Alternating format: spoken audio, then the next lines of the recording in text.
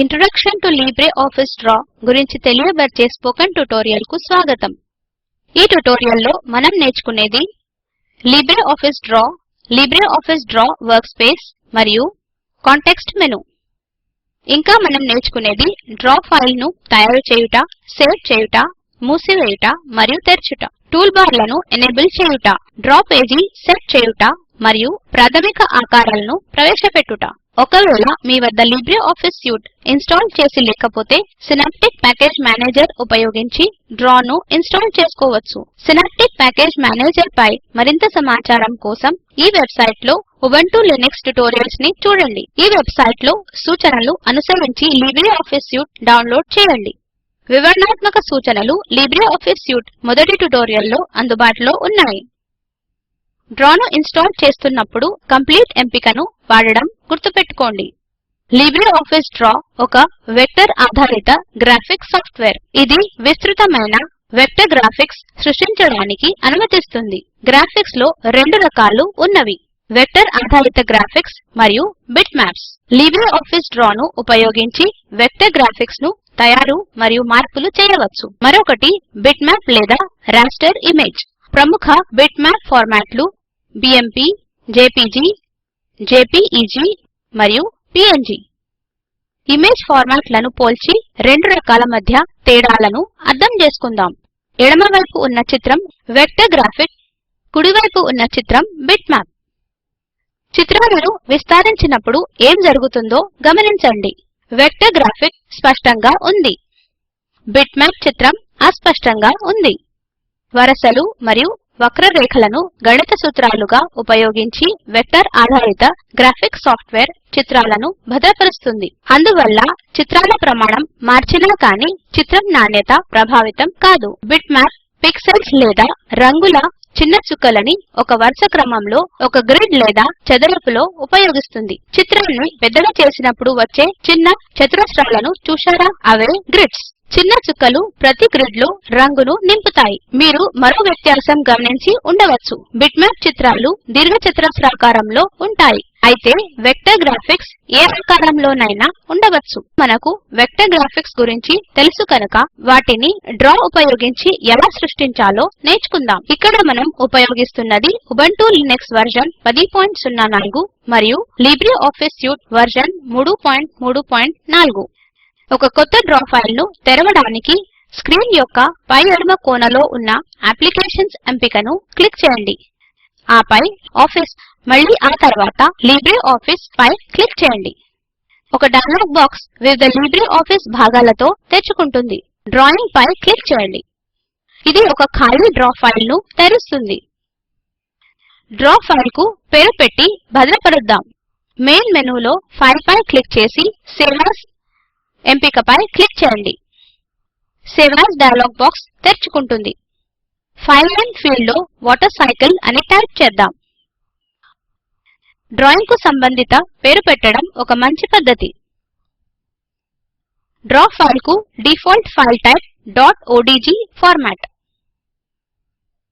Browse folders field ను వాడి desktop పై ఈ ఫైల్ ను సేవ్ చేద్దాం. సేవ్ పై క్లిక్ చేద్దాం. వాటర్ సైకిల్ గా ఫైల్ భద్రపరచబడింది. టైటిల్ బార్ లో డ్రా ఫైల్, ఫైల్ పేరు మరియు ఎక్స్టెన్షన్ తో కనిపిస్తుంది. ఈ స్లైడ్ లో చూపిన విధంగా వాటర్ సైకిల్ యొక్క చిత్రాన్ని ఎలా సృష్టించాలో నేర్చుకుందాం. దశలలో ఈ చిత్రాన్ని పూర్తి చేద్దాం. ప్రతి ఒక్క ప్రాథమిక స్థాయి ట్యుటోరియల్ లో ఈ చిత్రంలోని వివిధ అంశాలు ఎలా సృష్టించవచ్చో వివరించబడింది. డ్రా ట్యుటోరియల్స్ ప్రాథమిక స్థాయి చివరికి వచ్చేసరికి మీరు కూడా ఈ రేఖా చిత్రాన్ని సృష్టించగలరు. ముందుగా మనం డ్రా వర్క్స్పేస్ లేదా డ్రా విండోతో సుపరిచితులం అవుదాం. మెయిన్ మెనూలో డ్రాలో మనం వాడగల ఎంపికల జాబితా ఉంది. ఎడమ భాగంలో ఉన్న పేజెస్ ప్యానెల్ డ్రా ఫైల్ లోని అన్ని పేజీలను చూపిస్తుంది. గ్రాఫిక్స్ సృష్టించే స్థలమును పేజ్ అంటారు. ప్రతి పేజ్ లో 3 లేయర్స్ ఉన్నవి. అవి లేఅవుట్, కంట్రోల్స్ మరియు డైమెన్షన్ లైన్స్. అప్రమేయంగా లేఅవుట్ లేయర్ కనిపిస్తుంది. ఇక్కడ మనం గ్రాఫిక్స్ ఎక్కువగా తయారు చేస్తాం.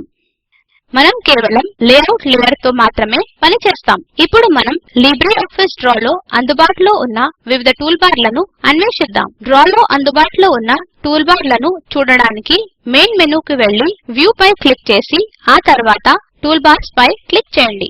అందుబాటులో ఉన్న అన్ని టూల్ బార్ల జాబితా చూస్తారు. కొన్ని టూల్ బార్స్ యొక్క ఎడమ వైపు ఒక చెక్ మార్క్ ఉంది, అనగా ఆ టూల్ బార్ ఎనేబుల్ చేయబడింది. అది డ్రా విండోలో కనబడుతుంది. స్టాండర్డ్ ఎంపికపై చెక్ ఉంది. మీరు విండోలో స్టాండర్డ్ టూల్ బార్ ను చూడగలరు. ఇప్పుడు స్టాండర్డ్ టూల్ బార్ పై క్లిక్ చేయడం ద్వారా దీనిని అన్చెక్ చేద్దాం.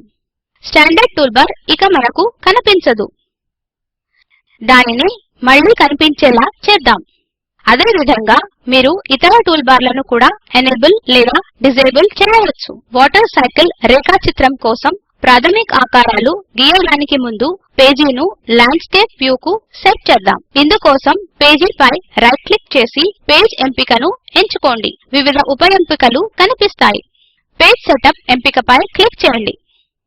పేజ్ సెటప్ డయలాగ్ బాక్స్ కనిపిస్తుంది. పేజ్ ఫార్మాట్ కింద ఫార్మాట్ ఫీల్డ్ ఉంది. ఇక్కడ ప్రింటింగ్ కోసం సాధారణంగా ఉపయోగించే కాగిత పరిమాణం A4 ను ఎన్నుకుందాం.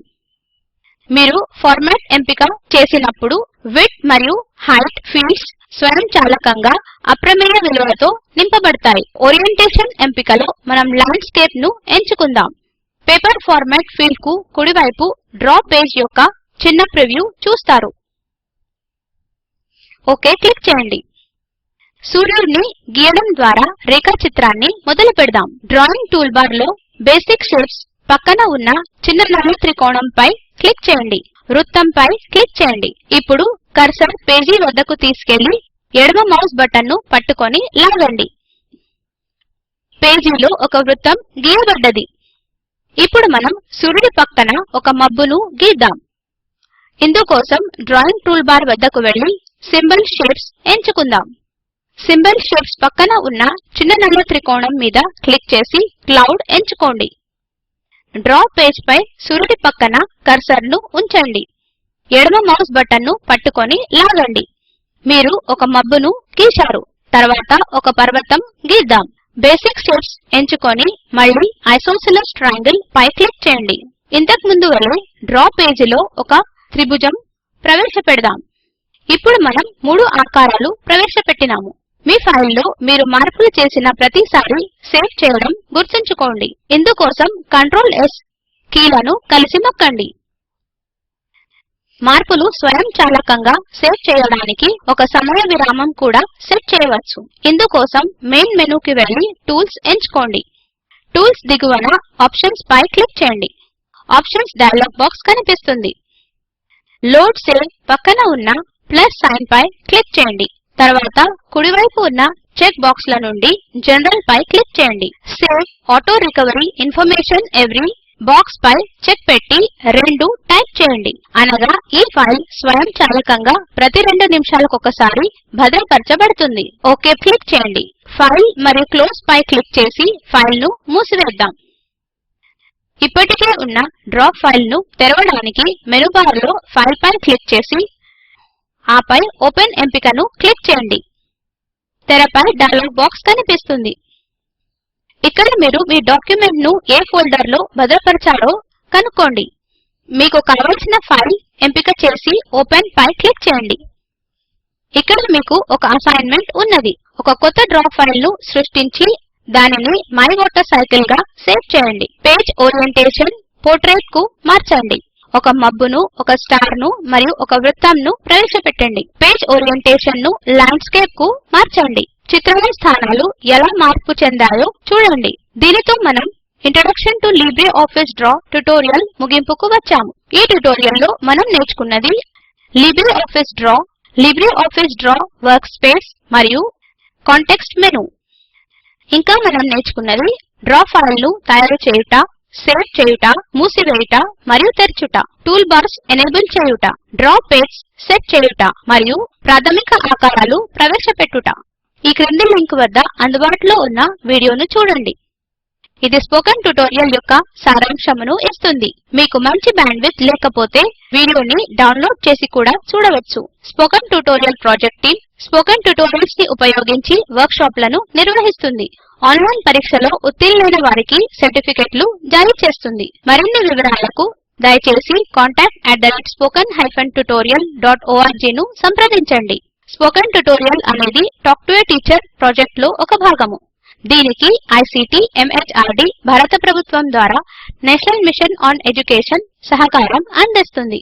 ఈ మిషన్ గురించి spoken-tutorial.org/nmeict-intro లింక్ లో మరింత సమాచారం అందుబాటులో ఉంది. ఈ ట్యుటోరియల్ ను తెలుగులోకి అనువదించింది చైతన్య. నేను మాధురి మీ వద్ద సెలవు తీసుకుంటున్నాను. ధన్యవాదములు.